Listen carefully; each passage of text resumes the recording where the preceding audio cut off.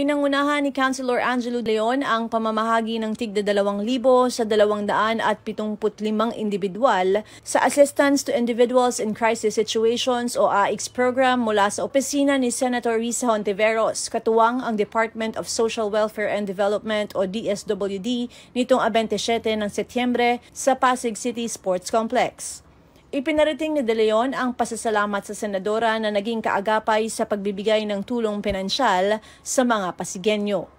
Tiniyak ng opisina ni Hontiveros na patuloy na magbababa ng programa ang senadora para sa mga taga-Pasig. Nagbaba po ng AICS program si Senator Risa Hontiveros tungo po sa opisina namin, kaya ngayon po namin ginanap yung pagbibigay ng AICS. Ang beneficiaries namin ay 275 na Pasigueños.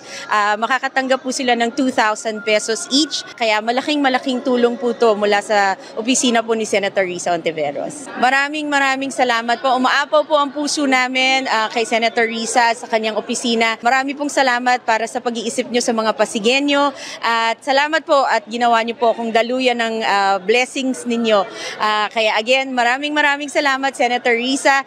Marami pong naghahanap sa inyo dito. So sana ho sa susunod at sa mga solo parents natin, sana ho magkita-kita ulit tayo. Makikita naman po natin ang sipag ni Senator Risa Hontiveros at syempre ng mga ibang senador na nagbababaho ng tulong mula sa nasyonal hanggang dito sa Pasig City. Kaya abangan nyo lang po at sana ho tulad ng sabi at bilin ko rin po sa kanila, sana patuloy po nating pagdasal ang gobyerno natin para sa patuloy na pag-agos ng pag-asa. Sa mga Pasigueños, maraming salamat po. Isa po sa pagpapasalamat ko sa inyo dahil mabuti po niyong sinusunod yung mga requirements, mabuti po kayo nakikipag-ugnayan sa opisina namin. Malaking bagay po na nagkakaintindihan tayo at nagkakaroon ng mga ganitong proyekto.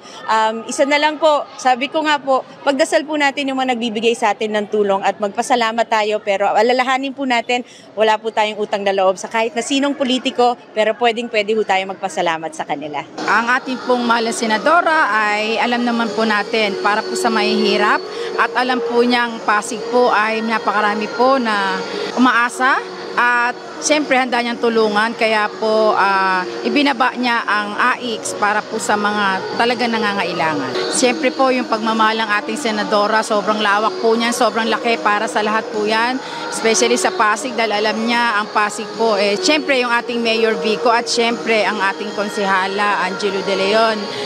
Dahil po sa partnership nila, maaasahan pa din po maaaring meron pa tayong tupad at medical mission at maaaring pong may mga livelihood pa, pero syempre po pinag-iisipan pa po kung ano yung nararapat para sa lahat.